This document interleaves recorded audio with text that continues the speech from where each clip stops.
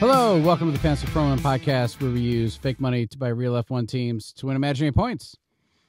I am Paul. Ben is out today, and don't worry, he'll be back next week, and that's fine because he gets to postpone my eating crow for not putting a bunch of Ferrari on my team for one more week. So for anybody who is new to the show, first off, thank you for being new to the show. Appreciate it.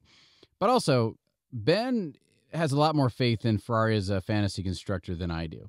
I have plenty of faith in Mercedes, but previously I have been burned by Ferrari. So I normally don't go for Ferrari. And every time I have, they'll do something silly like get a double DNF. Well, it kind of plays into this week because Ferrari they did really well the last race, and Mercedes not so much. George Russell didn't get out of the middle of the pack, and Lewis Hamilton got a DNF, while Ferrari did exceptionally well. Charles Leclerc and qualified P4, Carlos Sainz qualified P3, and they finished P1, P2 ahead of Max Verstappen, and then both McLarens, and then George Russell, like I said, finished P6, and Lewis Hamilton didn't finish at all. So it was a decisive day for Ferrari. They didn't bring any upgrades. Mercedes, McLaren, Red Bull, they all brought plenty, and it seemed to work out really well for Ferrari. But I could spend a lifetime trying to figure that out. But the issue is going into the Mexican Grand Prix, all right? So if we turn back the clock and we look back to 2021, and I'm doing this to try and I'm looking back to 2021 real quick to try and see what happened then and see if there's any trends we can bring forward. For starters, in 2021, a Mercedes driver named Valtteri Bottas had the pole. His teammate, Lewis Hamilton, was P2 right behind him. In the first turn of the Mexican Grand Prix in 2021, Valtteri Bottas was spun out by a McLaren driver named Daniel Ricciardo. And Ricciardo lost his front wing, got some damage, all that. Mick Schumacher and Yuki Tsunoda didn't even finish the first lap of the Mexican Grand Prix in 2021. So lots of contact between the cars. And in 2022, it wasn't as bad. So Mercedes was P2, P3, and finished P2, P4, which ahead of both Ferraris, which, again, okay, that's good. There was some contact in the first lap, but nothing too crazy. And also, when it comes to 2023, let's remember that there was a Red Bull sandwich where Perez turned into the corner. He lurched ahead, turned into the corner, and sandwiched Charles Leclerc between he and Max Verstappen. Perez was out, but Charles Leclerc ended up finishing P3, all things considered. Not the real-world standings, mind you, but the fantasy standings. Max Verstappen is in the lead, got it with 354 points. Lando Norris is only, 60 behind him, and Charles Leclerc is only like 20 behind Lando Norris, then Piastri, and then Sainz. Where are both of the Ferraris? Well, both of the Mercedes, I'm sorry. Well, Lewis Hamilton and George Russell both have, half the points that Norris has, and they're both a solid 100 points behind Charles Leclerc. The issue with all of this, and this is what Ben reminded us about last week, is that just because they got the points in previous races doesn't mean they're going to get the points in the next race. So the conundrum I'm facing right now is, since it is obvious to me now that Mercedes doesn't have a good track record of doing well, and Ferrari does, do I switch out my teams with Ferrari? Do I switch out my Mercedes heavy fantasy teams with Ferrari for the last 5 races? And that's why I dove into previous events at the start of the Mexican Grand Prix in previous years, because my gut is telling me that based on everything, I need to get rid of Mercedes on my team, my fantasy teams, and get a bit of an infusion of the Ferrari. But which should I swap out? Because I think the Ferrari constructor is overall better than the Mercedes constructor. But as soon as you have a McLaren constructor, which you absolutely have to have, otherwise you're being silly.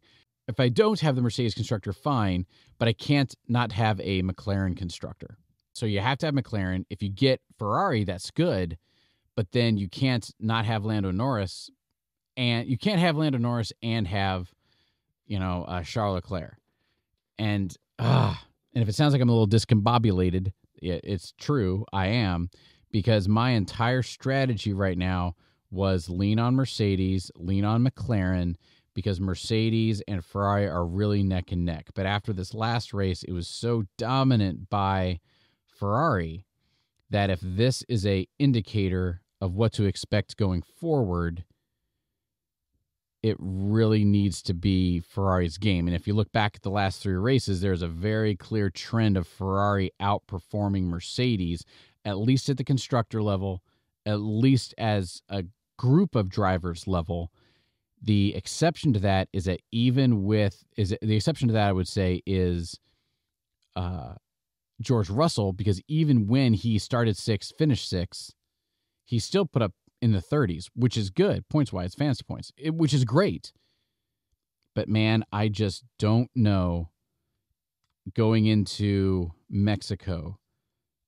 I don't know if Mercedes has it. And anybody who watches F1 or motorsports in general will tell you that just because somebody did good last year doesn't mean they'll be good this year. And is it weird? Is it silly for me to look back at what happened in 2021, 2022, and 2023 and say, well, there's their track record that I should go ahead and have Ferrari in, or there's a track record I should go ahead and have Mercedes in? Yeah. You're only as good as your last race. Last race, Mercedes was just not impressive, while Ferrari did very well. The previous race, still, man, it was at worst for McLaren. At worst, Mercedes is as good as Ferrari. At best, Ferrari is substantially better than Mercedes.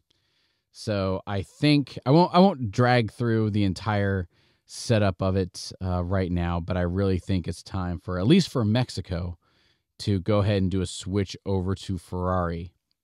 Last year, Mercedes did do fine, but Ferrari has consistent, sustained, superior performance in Mexico, even when they're finishing in the top 6, even if they're qualifying and finishing in the top 6, even if they get into some action, where Mercedes not so much. So that is the big tip, and that's a big tip that I'm going to have a hard time accepting on my team, on my terms for my team, is that I really think that fantasy-wise, the last race in the United States was rough enough that for Mexico, need to heed the tea leaves, heed the writing on the wall, and keep your McLaren, absolutely. But if you are like me and are big into Mercedes, then it might be time to look at Ferrari, just because it seems like they are just doing better. And I need to stay. My goal for this whole podcast was to stay in the top 3%, and the last race dropped me out of the top 1 into the top 2% of the world. So need to keep this going. So that is that. I hope it helped. It just left me more confused, because now I have to go through and figure out how to make Ferrari fit into my team without, sacrificing all the consistency I have. But Ben will be back next week for us to continue the conversation, and I'm certain, especially if Ferrari does really well in Mexico, there'll be plenty of conversation about all that and about my hesitation to go to Ferrari.